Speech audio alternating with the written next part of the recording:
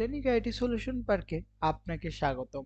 আজকে আমরা শিখব চেকবক্স স্টাইল, অথবা আমরা কি বিভিন্ন মেনু কার্ডে, আমরা অনলাইনে মেনু কার্ডে আমরা কি মেনু সাবমিট করি না বা চেক দিই না।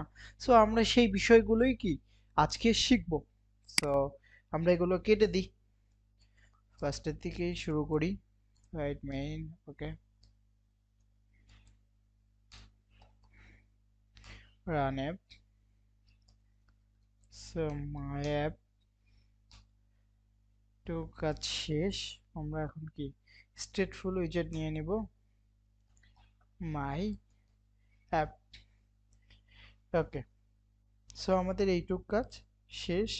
এখন আমরা যেটা করব, রিটার্ন কি ম্যাটেরিয়াল অ্যাপ, হুম, স্কেফোল্ড। ওকে, আমরা একটা অ্যাপ বার দিয়ে নিই। আমরা লিখে দিই,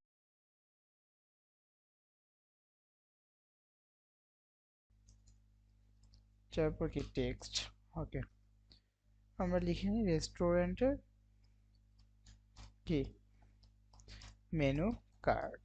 ওকে, সো এইটুক কাজ আমাদের শেষ। এখন আমরা বডিতে চলে যাব।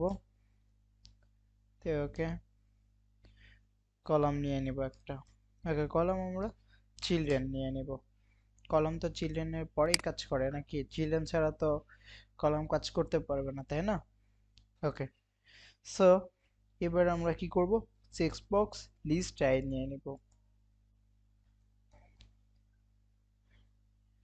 স্টাইল, ওকে, সো এখানে দেখেন ভ্যালু আছে, অন চেঞ্জ আছে। আচ্ছা, আমরা আগে একটু ভ্যালুগুলো দিয়ে নিই। আমরা এখানে ভ্যালুগুলো দিয়ে নিই।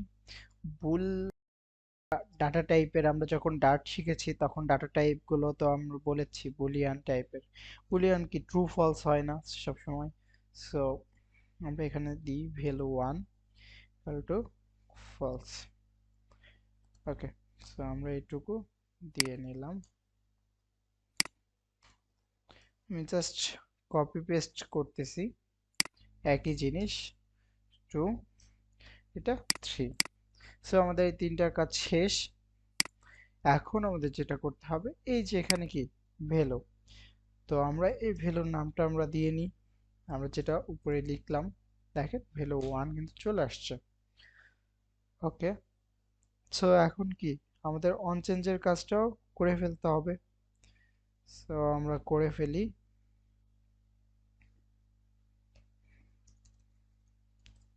সো ফার্স্ট ব্র্যাকেটের মধ্যে আমরা যেহেতু বুলিয়ান টাইপের দিলাম, তারপর নাল সেফটির জন্য নাল দিয়ে নিলাম। তারপর আমরা কি একটা এই যে ভ্যালু সেট করা আছে, সো আমরা ভ্যালু দিয়ে নিলাম। ওকে, সো আমাদের এইটুক কাজ শেষ। এখন আমরা কি সেট স্টেট নিয়ে কাজ করব। স্টেট, ওকে, সো ফার্স্ট ব্র্যাকেট নিয়ে নিলাম। ওকে, আরেক,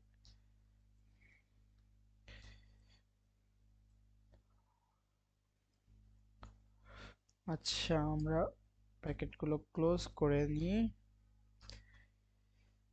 হুম, আমাদের কাজ কিন্তু সেট স্টেটের মধ্যে।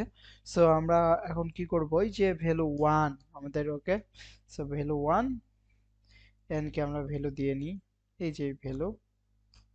সো এটা আমরা কেন দিচ্ছি, কারণ কি আমরা ক্লিক করলে যাতে কি আমরা অন চেঞ্জে, অর্থাৎ আমাদের যে বাটন হবে ক্লিক করলে কি সে যদি টিক হয় তার মানে কি হচ্ছে ট্রু হচ্ছে, আর যদি টিক না হয় সেক্ষেত্রে ফলস হবে। ওকে, আমাদের এইটুক কাজ শেষ। দেখেন এখন কিন্তু আমাদের চেকবক্সের কাজ শেষ একটার, কিন্তু আমাদের আরো বেশ কিছু কাজ আছে। আমরা কি মেনু বারের কি আমাদের নাম লিখতে হবে না, সো আমরা টাইটেল দিতে পারি। টাইটেলের মধ্যে কি টেক্সট দিব। টেক্সট দিয়ে আমরা কি কি থাকতে পারে, ফার্স্টে আপেল থাকলো। আচ্ছা, রেস্টুরেন্টে পিৎজা বার্গার সবই থাকে তাই না, সো আমি বার্গারই দিলাম। ওকে, তারপরে দেখেন এখানে টাইটেল আবার কি এখানে সুবিধা আছে, সাবটাইটেলও আপনি দিতে পারবেন। দেখেন সাবটাইটেলের সুবিধা আছে। সো কি লিখে দিলাম সাব বার্গার। ওকে, এইটুক কাজও কিন্তু শেষ। এখন আমরা দেখব যেটা আসলেই কাজ করে কিনা। সো আপনারা একটু ওয়েট করেন, দেখি আমাদের কাজ করে কিনা। আমাদের ইমুলেটর অলরেডি অন করা আছে।